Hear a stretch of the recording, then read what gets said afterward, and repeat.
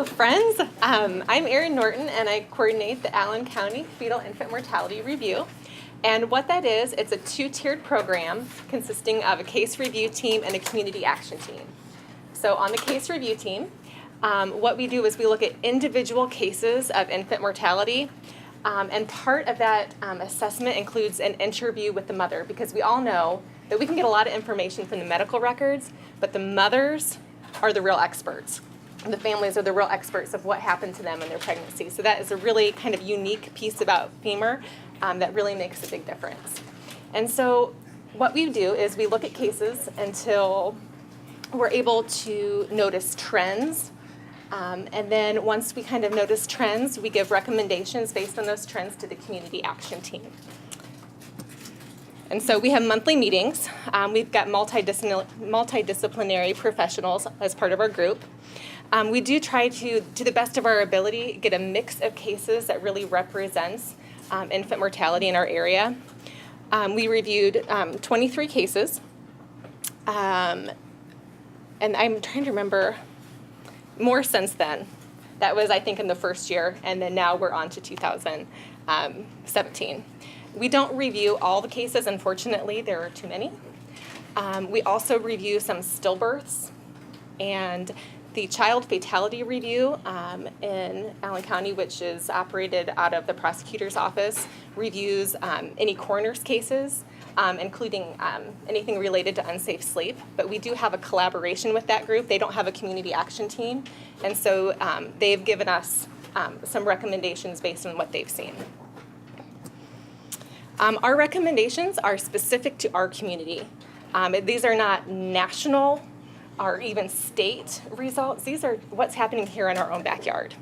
Our recommendations, we really want to build on our community strengths because we have a lot, and that's evidenced here today, just looking around this room.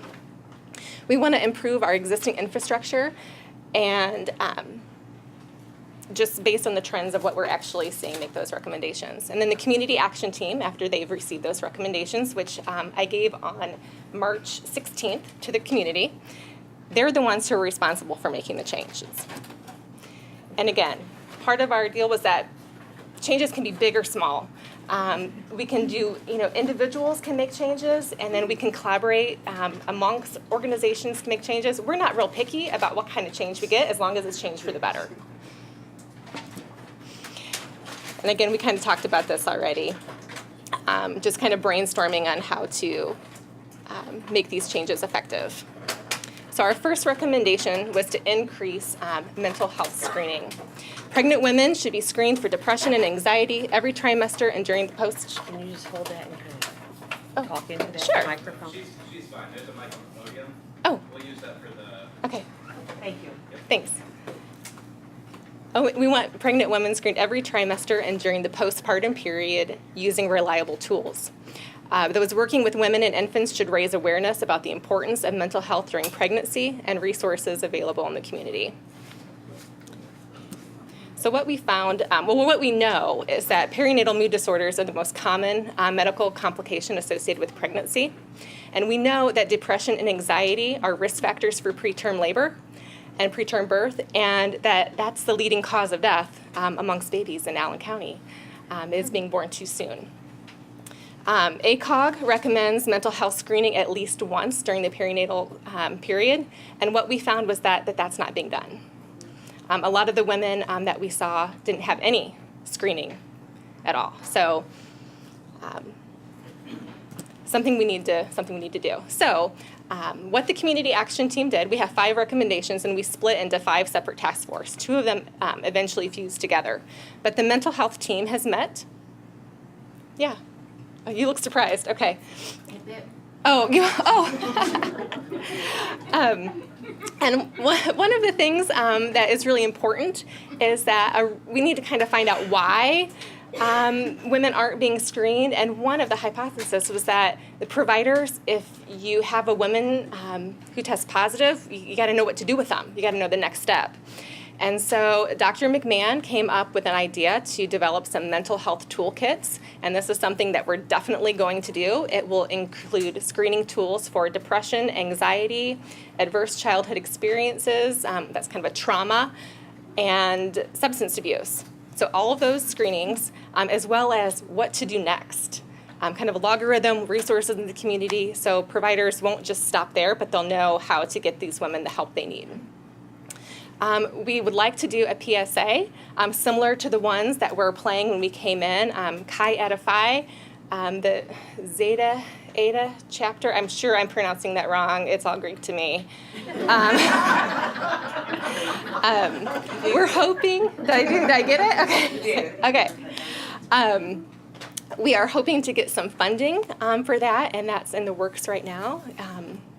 Keeping our fingers crossed. We're also considering doing kind of a mom's night out. Again, this is very baby stages, nothing definite, but just some ideas that are kind of blossoming, where we get some pregnant women, new moms together, kind of dote on them a little bit, show them some love, and then also make sure that there are resources available. So ideas in the works. Our second recommendation was to increase referrals to community resources. That's all of you. We know that there are lots of really good things going on in the community, and we just want to promote those. Awareness, and developing relationships, and then facilitating those soft handoffs. What we found was that financial eligibility requirements limit some women from accessing services that would probably really help them. We found that many women that were eligible for WIC were not utilizing WIC. And we want to make sure that community organizations familiarize themselves with WIC guidelines and make sure that you're making referrals. Because one thing nice about WIC too is that they also make referrals. So if we get them into WIC, they can spread the joy. We also found that women with private insurance were not getting any referrals at all. And what we kind of thought was that Medicaid was an automatic, oh, they need some help. But if they have private insurance, then they're probably doing just fine. Yeah. And we had many women who had private insurance, and maybe it was through a parent, but they weren't getting any other help, any support other than that insurance through their parent, and they didn't really have any other resources and could have really used them. And also, we want to encourage organizations and individuals who work with pregnant and women and family to join us here in the PIC network. And so, again, we're fostering that PIC network growth. There are some plans for a 211 response type center associated with the PIC network, parenting mentoring classes, a early childhood development checklist, and a system of care coordinators. Again, these are all kind of in the early stages of development. We will keep you updated.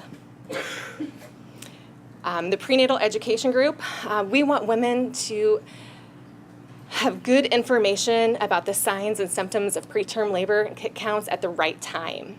And also we want to include the support person in this education. We found that women typically receive education at the beginning of their pregnancy, and then possibly about signs and symptoms of labor near the end of their pregnancy. But if you're at 21 weeks, and this is your first baby, and you don't really know what labor feels like, these women were confused. They just didn't quite recognize that something was wrong until it was way too late. So we want to make sure that they have information and education about those signs and symptoms when preterm labor is really, really dangerous for the baby. And also, we want to utilize these underused resources, the dads. We found that most of the women who were part of the femur study had partners that were supportive, but they also weren't included in a lot of education. And so these women were going and asking Dr. Google, when maybe if Dad would have been at that appointment too, he would have said, hey, didn't that lady say something about preterm labor? Maybe you need to call. We think that would have been helpful. And again, we want all community resources to reinforce the education. Erin? Yes. On that, would it be beneficial to maybe work with Hallie in developing some sort of curriculum or handout around that all the social service agencies maybe, so we all were saying the same message on that? There isn't, a lot of the handouts for prenatal education aren't very user-friendly, especially towards our demographic. So just... Yeah, absolutely. That sounds like a great idea. So, cool. And, our group is also hoping to put out another PSA, like the ones we saw earlier, about that too. So those are the 2 PSAs that we'd like to get going. Again, we're applying for some funding right now, keeping our fingers crossed. Number 4 is educating women and girls about the importance of being healthy prior to pregnancy. And my analogy on this is, if you knew your car had mechanical problems, wouldn't you want to get those taken care of, taken to a mechanic before you leave for a 9-month road trip? Right? It just makes sense. But we want to encourage healthy behavior, such as a good diet and avoiding tobacco across the lifespan. So this is basically everybody. Girls and women should have access to healthy food. We want medical conditions such as diabetes, obesity, and hypertension. We know that they're risk factors for preterm birth. And every effort should be made to improve women's health prior to becoming pregnant, and chronic conditions should be managed appropriately. Of the 16 cases that we reviewed where the mother was a resident of Allen County, some of the women were residents of surrounding counties but either delivered here or their baby died here. We included them in our study. 18 of the 23 of the cases we reviewed, or 16, sorry, 56% lived in food deserts. I apologize. USDA designated food deserts.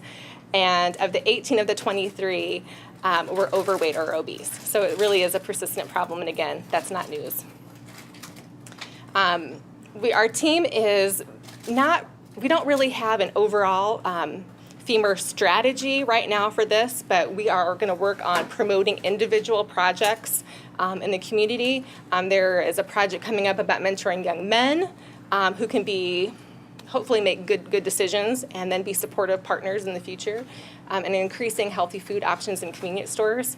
As things come up, we'll keep everybody in the loop.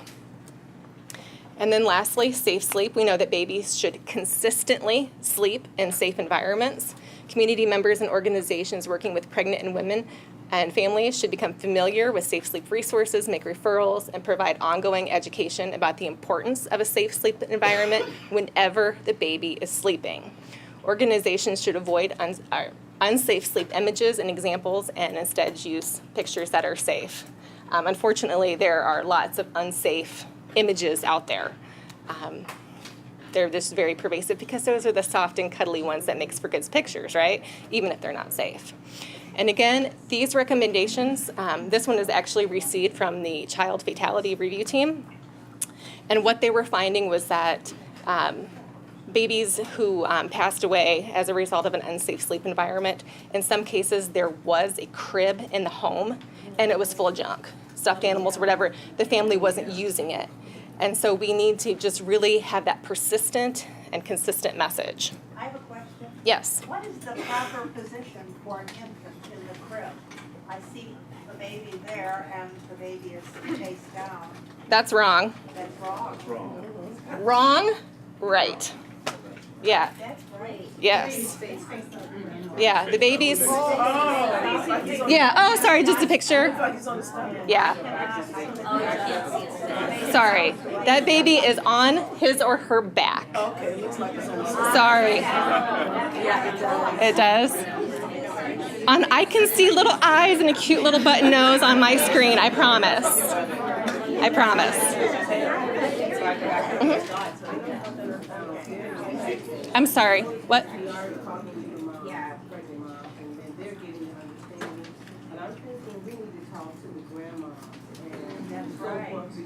I've been having some conversation with folks on Facebook. When I see certain images, I'll respond. And I've gotten responses that said, you don't know what you're talking about. You know, I raised my seriously. And my baby's turned out just fine, right? I'm thinking something needs to happen when we're talking to that generation. Yeah. Because they're very influential. That generation was my generation. You know, taught to press. That's right. And so, yeah. You know, and you don't want to throw grandma under the bus, right? Because she's important. But we know that as we know more, we do better. And so those were the recommendations back then, and you were right. You know it, but now we know more. And you're right, it is important to get that message out. But yeah, we want all caregivers, including grandmas, family members, aunts, uncles, cousins, older sisters and brothers, whoever that may be. Doesn't one of the PSAs address that? Yes, it does. To understand the safe sleep guidelines. And we want consistent practice. So it's not just at nighttime, naps as well. Anytime baby's sleeping, baby should be in the crib. And we want to follow the AAP guidelines and just make sure if you're looking those up that you get the new 2016 guidelines. So again, we want to promote the consistent and persistent message. We are developing a safe sleep policy here for Allen County. That includes, we want to avoid the use of the term co-sleeping. In talking with, as our group met, that was a really confusing term. Because what does co-sleeping mean? Does it mean the baby's sleeping in the bed with me, or the baby's sleeping in the room with me? So instead, we want to use room sharing and then sleep surface sharing. And I know sleep surface sharing sounds terrible, right? So when you're saying it, sleep surface sharing, use that term, but say that could mean a bed or a couch or anything, because what people are hearing when they hear bed sharing is that, okay, I won't sleep in the bed with my baby, but I'll just go out in the recliner, because that's not a bed, and that's not safe either. The baby should be sleeping ABC alone on their back in their crib. So even though that term sounds icky and we don't like it because it's not cozy at all, explain what that means. And again, let's ditch co-sleeping because that's too confusing and families are not interpreting that the same way where you or I might. We want to ask everybody to utilize NIH's Eunice Kennedy Shriver Safe to Sleep handout. It's got a really great picture of the safe sleep environment, and you can tell which side of the baby's up, I promise. You can order those for free off the internet, and you could also print for free right off the website, and you can actually add your logo for your organization if you'd like, so long as you don't alter any of the other images. And we're seeking funding to get framed poster size of these images in pediatrician and family practice offices as well. So again, anywhere somebody in Allen County goes, we want them to have the same message, consistent and persistent.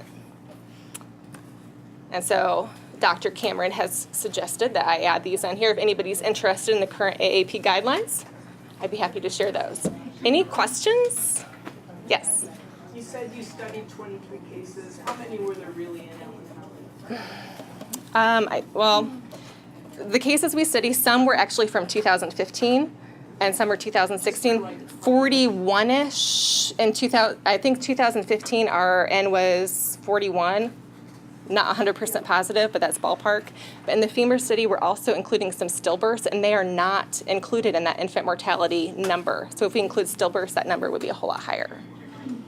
So. And then, did you study this across all socioeconomic groups? We tried to get Have you seen it across all? Yeah. Mm-hmm. We tried to really make sure we hit everybody. We tried to focus too on the 46806 zip code. Anytime we could, we tried to make sure we got those cases because we know that that area is hardest hit. So, but yeah, we tried to get as good of a picture as we can. Anybody else? Questions about femur? Yeah. How many of the babies, what's the percentage that pass due to unsafe sleep practices? I think and again, I'm not sure if everything was in. I think the number is, right now we're at about 4 per year, approximately, from our county, and this has gone down from about 12 many years ago, once all the safe sleep education and we got the cribs. So that number has decreased a lot, but something to remember is that a death due to unsafe sleep, 100% preventable. Some of these genetic conditions, they may not be preventable, but unsafe sleep, 100% we can fix those. Yes? Since I'm not medical, Mm-hmm. so because I definitely had my babies on their stomach, so Mm-hmm. why do you not put the babies on their stomach? That's a great question. Is there anybody else who wants to take it, or I'll give it all right. That you're right. Babies used to be prone, and then there was, my oldest is 17, and when he was born, it was the side or back, and then now it's back. When they started the Back to Sleep campaign, that's just one letter. The numbers just dropped dramatically. Oh, yes, go ahead. So there's a triple risk hypothesis where it involves a vulnerable infant at a critical stage of development, intrinsic factor and an extrinsic factor. That's more of the, it's mostly developed related to the anatomy of the airway. When babies are a little bit younger, they have a different positioned airway where it's not as protected when they are on their stomachs or in the prone position. So when they do anatomy models of a lot of other animals in that development, they notice that when they're on their backs, they're able to protect their airway much better. So that's the big answer. The reason why things like crib bumpers are thought to be associated with SIDS is a rebreathing hypothesis, where babies maybe are rebreathing in their own carbon dioxide, and because of that critical stage of development, they're not able to wake themselves up when they're inhaling the CO2 and lower stages of oxygen. And I thought they put them on their stomachs so that if they would get sick, they weren't choking on. We hear It's that. not like a 18-year-old in college where you just put them on their sides, and this is different. And there's a really great image out there. Is it NIH that shows the anatomy? That kind of like a slideshow type or a side view that shows where if a baby spits up, you actually, if it's going to drain back in, you want it to drain back down into the esophagus, not the trachea. And that sleeping on your back actually better facilitates that. Pretty much every other mom that I talk to in the newborn nursery, that is their number one concern. My baby, I was laying on its back and I saw the baby choking. They would use this choking. And if I wasn't there to wake them up, then they would have suffocated. And what I explained to them is they were choking, they were protecting their airway. Bravo, your baby's airway was protected and that reflex was intact. Right. So I actually use that as a teaching moment to show them that your baby was closing off its airway during that choking event and was swallowing it back down into the stomach. Right. And again, once we started the ABC, the alone on your back in the crib, deaths have decreased. If the opposite was true, they would have increased, and that didn't happen. So. Is there any data that even shows how many babies die a year from choking? Like at that early age, so that you can say to a client that is so dead set on that, well, actually, very few babies die from that. Only 2 have died.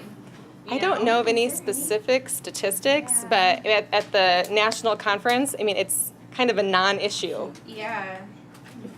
All right. So. I'm from Burma, in Burma, we don't put our baby on the belly, when the baby is sleep on their back.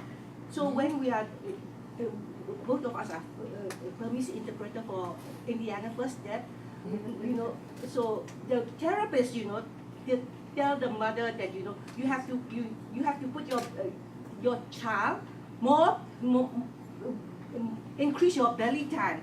Mm-hmm. So when they're awake, that's the key. Yeah. But the baby and the mother, they cannot understand because mostly we put on the back. Mm-hmm. And we don't have sudden infant death syndrome in Burma, so it's unheard of. Yeah. Right. Yeah. Well.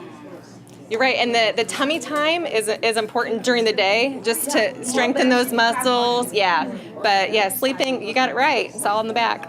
So the child, feel very uncomfortable when the therapists come and do belly time and all. Mm-hmm. They don't like it. They don't like it. Yeah. Eventually they. Good. Good. I'm sorry, I can't hear you. Abdominal breathers, Mm-hmm. and also the baby's developmental age of development. Whenever we're dealing with breathing or coughing or whatever, we're able to position ourselves and so forth. At a certain stage of the baby's life, they don't have that ability. So I think it also has something to do with that. In our particular facilities, we're now asking that moms not only do we teach them, but we say, okay, now you show me what I just said to you. And when we get those patients with language differences, we get the interpreter on the phone, but we're asking the moms to return demonstrate to me. Show me how you want to put your baby to bed. Show Good. me the difference. Show me the Good. And I think it's really important that we all act as examples, because knowing it or not, if you have a pack and play in your lobby, don't fill it full of blankets and stuffed animals. Make it look like how it's supposed to look, because people, listen to us, and we need to make sure that we're doing the right thing.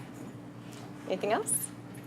When you were doing the mom interviews, and I love how you say she has the full story, is there anything that they said, like, I wish somebody would have, I wish I knew, I wish? The most haunting thing for me, and I've said it a million times, so if you've heard it, I apologize, was a mom who delivered around 21 or 22 weeks. It was her first baby.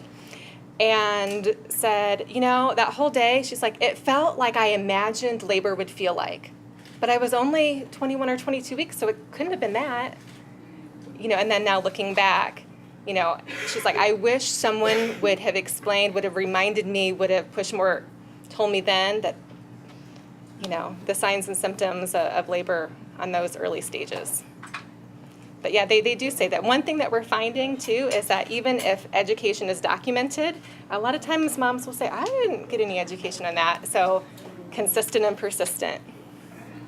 Some of the other things, Erin, I'm on a state car seat hospital-based program call that we had 23 deaths in the state of Indiana last year due to children sleeping in car seats. And that we had more children die in car seats last year due to sleeping in them versus accidents? Than we did actually in accidents. Wow. And so not only do we need to talk to them about safe sleep on their back alone in a crib, but not sleeping in a car seat, because you have 9 out of 10 children who are not in car seats safely to begin with.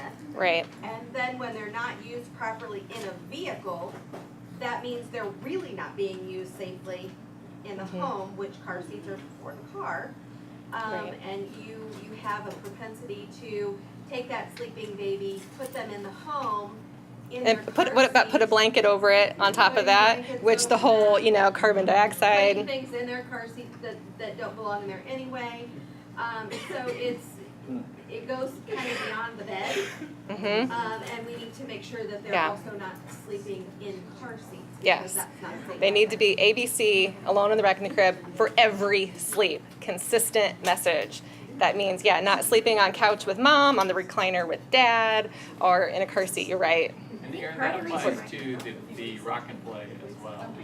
All the little seats it's not a safe sleep environment like the pack and play. It's a cradled sleep environment, so their airway is curved and it's not protected like they are without their back. Yeah.